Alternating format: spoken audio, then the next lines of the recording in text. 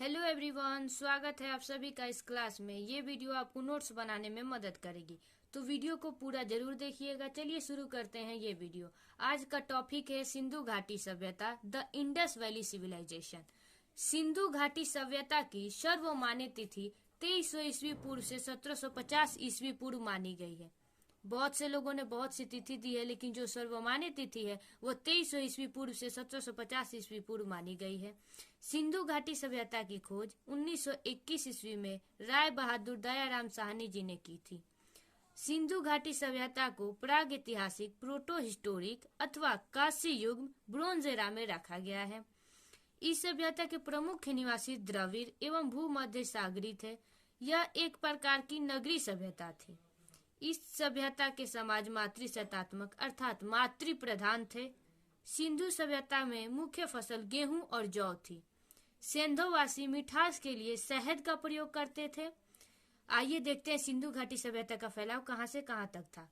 सिंधु सभ्यता का फैलाव पश्चिमी पुरास्थल में सुतकांगे डोर, बलूचिस्तान, दास्क नदी के किनारे।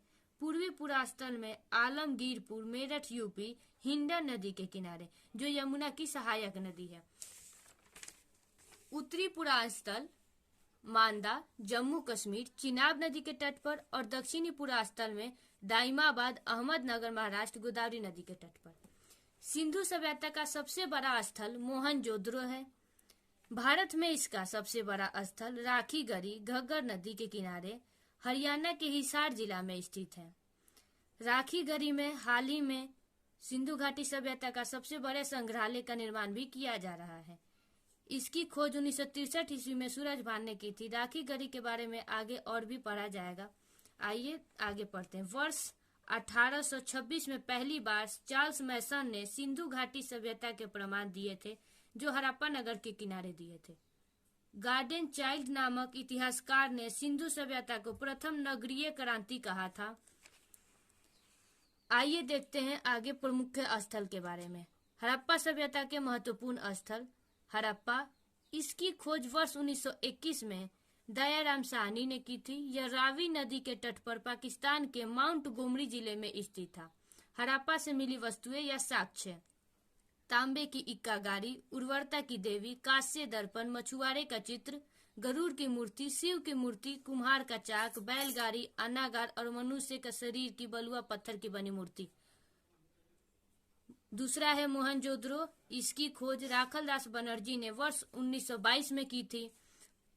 यह सिंधु नदी के तट पर पाकिस्तान के पंजाब प्रांत के लड़काना जिले में स्थित था। मोहनजोदड़ो का अर्थ है मृतकों का टीला। बहुत से एग्जाम में मोहनजोदड़ो का अर्थ पूछता है, जिसके लिए इम्पोर्टेंट है। मोहनजोदड़ो का अर्थ है मृतकों का टीला। यह सिंधु सभ्यता का सबसे बड़ा स्थल है। मोहनजोदड़ो से मिली वस्तुएं या साक्ष्य: सील पर 3 मुख वाले देवता पशुपतिनाथ की मूर्ति, नर्तकी की काशी की मूर्ति, स्नानागार, अनागार, दाढ़ी वाले मनुष्य की पत्थर की मूर्ति और बुने हुए कपड़े, चमकता हुआ बंदर का चित्र। मोहनजोदड़ो में एक और भी नोट्स कर सकते हैं हम लोग। सिंधु सभ्यता की सबसे बड़ी इमारत मोहनजोदड़ो से प्राप्त अनागार था, जिसके मध्य में स्नान कुंड स्थित था, जो 11.88 मीटर लंबा, 7.01 मीटर चौड़ा एवं 2.43 मीटर गहरा है। तीसरा है चन्हुद्रो। चन्हुद्रो सिंधु घाटी सभ्यता की आर्थिक राजधानी भी कही जाती है। इसकी खुदाई 1931 में एनजी मजमूदार के द्वारा करवाई गई थी। यह पाकिस्तान के सिंध प्रांत के नवाबशाह जिला में सिंधु नदी के तट पर स्थित है। यह एकमात्र शहर था जो दुर्ग रहित था। दुर्ग अर्थात किला। महाराजाओं के जो महल है उसके चारों तरफ उसकी सुरक्षा के लिए किला या दुर्ग का निर्माण किया जाता था। चन्हुद्रो से मिली वस्तुएं: मनके बनाने की दुकान, बिल्ली का पीछा करते हुए कुत्ते के पदचिन्ह, अलंकृत ईंट, पाउडर, कंघा और लिपस्टिक। जितनी भी साज्य श्रृंगार के सामान थे वो सभी चन्हुद्रो से ही प्राप्त हुए थे। कालीबंगन।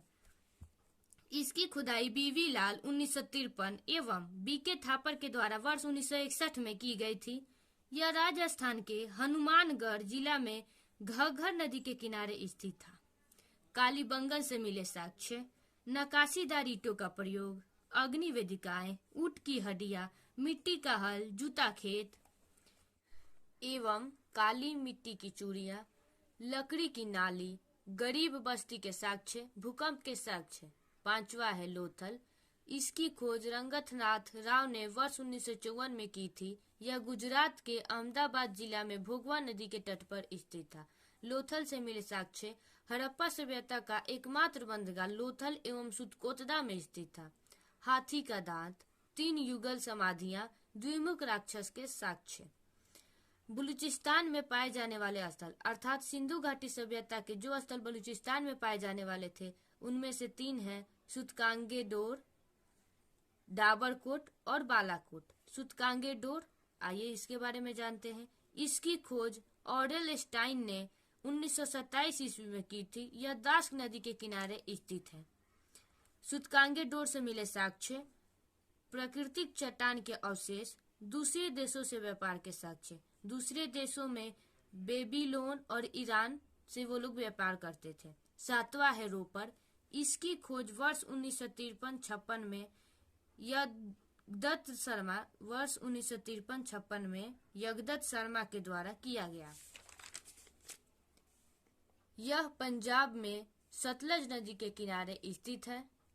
स्वतंत्रता के बाद भारत का खोजा जाने वाला पहला नगर, अर्थात सिंधु घाटी सभ्यता का स्वतंत्रता के बाद भारत में खोजा जाने वाला पहला नगर रोपर है, जिसका वर्तमान नाम रूपनगर है। यहाँ से मिले साक्ष्य। तांबे की कुल्हाड़ी, मानव के साक्ष्य, कुत्ते को दफनाने का साक्ष्य। 8वां है राखी गढ़ी। राखी गढ़ी के बारे में मैंने आपको पहले भी बताया है। यह सिंधु घाटी सभ्यता का भारत में पाया जाने वाला सबसे बड़ा स्थल है। यह हरियाणा के हिसार जिला में स्थित है। इसकी खोज 1969 में सूरजभान के द्वारा किया गया था। यह हरियाणा के हिसार जिला में घग्गर नदी के किनारे स्थित है। हाल ही में राखी गढ़ी में सिंधु घाटी सभ्यता का सबसे बड़े संग्रहालय का भी निर्माण किया जा रहा है। साक्ष्य, ताम्र उपकरण, बैलगाड़ी के साक्ष्य। 9वां है बनमाली। इसकी खोज रविंद्र सिंह बिष्ट ने वर्ष 1974 में किया था। यह हरियाणा के हिसार जिला में सरस्वती नदी के किनारे स्थित है। बनमाली से मिले साक्ष्य। मिट्टी का खिलौना, मिट्टी के बने हल, टेढ़ी मेढ़ी सड़कें। 10वां है धौलावीरा। धौलावीरा का अर्थ है सफेद कुआं। इसकी खुदाई जेपी जोशी ने एवं रविंद्र सिंह बिष्ट ने वर्ष 1967-1968 में एवं वर्ष 1990 से 91 में की थी। यह गुजरात राज्य के कच्छ जिले के मचाऊ तालुका में लूनी नदी के तट पर अवस्थित है। सिंधु सभ्यता का एकमात्र स्थल धौलावीरा 3 भागों में विभाजित था। दुर्ग भाग, मध्यम नगर और निचला भाग। धौलावीरा से मिले साक्ष्य। यहाँ के मकान कच्ची ईंटों से बने होते थे। पत्थर के भव्य द्वार। धौलावीरा से सिंधु लिपि के सफेद खरिया मिट्टी के बने 10 बड़े अक्षरों में लिखे एक बड़े अभिलेख पट्ट की छाप मिली है। अनेक जलाशय, पत्थर पर चमकीला पॉलिश, घोड़े की कलाकृतियां। 11वां है रंगपुर। इसकी खोज रंगनाथ राव ने 1954 ईस्वी में की थी। यह गुजरात के कठियावाड़ जिले में मादर नदी के किनारे स्थित था। यहाँ से धान की भूसी मिली है। अगर शॉर्ट फॉर्म में हम लोग साक्ष्य याद करें तो लोथल और सुतकोदिता से मिले साक्ष्य बंदरगाह है। लोथल और रंगपुर से मिले साक्ष्य चावल के दाने। लोथल और कालीबंगन से मिले साक्ष्य अग्निकुंड, युग्म समाधियां। और लोथल चनहुद्रो से मिले साक्ष्य मनके बनाने के कारखाने। यह महत्वपूर्ण है। सुतकोतदा और सुतकांगेडोर ये दोनों अलग अलग स्थल है। सुतकोतदा गुजरात के कच्छ जिले में स्थित है। यहाँ से घोड़े के अवशेष एवं अनोखी कब्रगाह मिली है। दाइमाबाद महाराष्ट्र, यहाँ से तांबे का रथ मिला है। और आलमगीरपुर मेरठ यूपी, रोटी बनाने वाला बेलन और कटोरा के साक्ष्य मिले हैं। सिंधु सभ्यता के लोगों ने नगरों तथा घरों के विन्यास के लिए ग्रिड पद्धति अर्थात जाल पद्धति अपनाई थी। सिंधु घाटी सभ्यता में ईंटों का प्रयोग 3 प्रकार की ईंटों का प्रयोग किया जाता था। कच्ची ईंट, पक्की ईंट और फनीदार ईंट। कच्ची ईंट का प्रयोग चबूतरा एवं सड़क बनाने में किया जाता था। पक्की ईंटों का प्रयोग विशाल भवन के निर्माण में किया जाता था और फनीदार ईंट का प्रयोग जल निकासी के स्रोत के लिए किया जाता था। यहाँ मंदिर के अवशेष नहीं मिले हैं, अर्थात सिंधु घाटी सभ्यता में मंदिरों का प्रचलन नहीं था। वहां के लोग धरती को उर्वरता की देवी मानकर और वृक्ष पूजा एवं शिव की पूजा किया करते थे। शिव पूजा अर्थात जो पशुपतिनाथ की मूर्ति मिली थी उनकी पूजा किया करते थे और पशुओं में कुबर वाले साल की पूजा किया करते थे। स्वास्तिक चिन्ह हड़प्पा सभ्यता की देन है। तौलने की इकाई 16 के अनुपात में थी। पिंगट ने हड़प्पा एवं मोहनजोदड़ो को एक विस्तृत साम्राज्य की जुड़वा राजधानी कहा है। बहुत से एग्जाम में पूछता है कि हड़प्पा एवं मोहनजोदड़ो को एक विस्तृत साम्राज्य की जुड़वा राजधानी किसने कहा था, तो वो थे पिंगट। यहाँ के लोग काले रंग से डिजाइन किए हुए लाल मिट्टी के बर्तन बनाते थे या उसका उपयोग करते थे। पर्दा प्रथा एवं वेश्यावृत्ति सिंधु सभ्यता में प्रचलित थी। यहाँ शवों को जलाने एवं गाड़ने दोनों की प्रथाएं प्रचलित थी। मोहनजोदड़ो में शवों को जलाने की प्रथाएं प्रचलित थी और हड़प्पा में शवों को दफनाने की प्रथाएं प्रचलित थी। आग में पकी हुई मिट्टी को टेराकोटा कहा जाता है और सिंधु सभ्यता के विनाश के संभवतः एवं सबसे प्रमुख कारण बाढ़ को माना गया है। तो चलिए, मुझे आशा है कि आप सभी को ये वीडियो पसंद आई होगी। अगर पसंद आई हो तो प्लीज़ कमेंट करके बताइएगा। अगर कुछ गलती रह गई हो तो वो भी कमेंट करके बताइएगा। Thank you so much.